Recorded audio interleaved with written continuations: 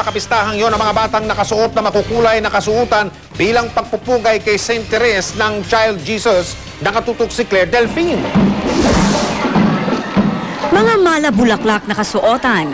Mga batang nag-anyong Saint Therese of the Child Jesus. Tampok sila sa Talulot Festival kahapon sa Pasay City. Nagtipon-tipon dito ang mga kabataan mula sa iba't ibang eskwelahan at barangay. Pati na rin ang mga deboto ni Saint Therese na kilala rin sa taguring The Little Flower. Tampok din ang tagisan sa galing at indak na mga kabataan sa street dancing. Dito na rin nila ibinida ang makukulay at creative nilang costumes. Nagpakitang gilas din ang mga bata sa talento nila sa drum and lyre.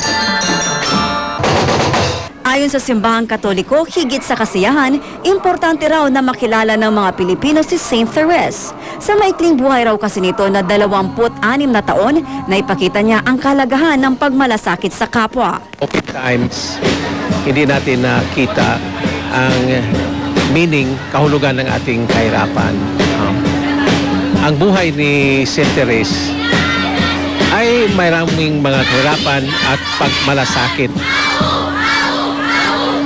Ang nakaiba sa atin at sa kay Saint Therese ay nakakita siya ng kahulugan sa kanyang pagmalasakit.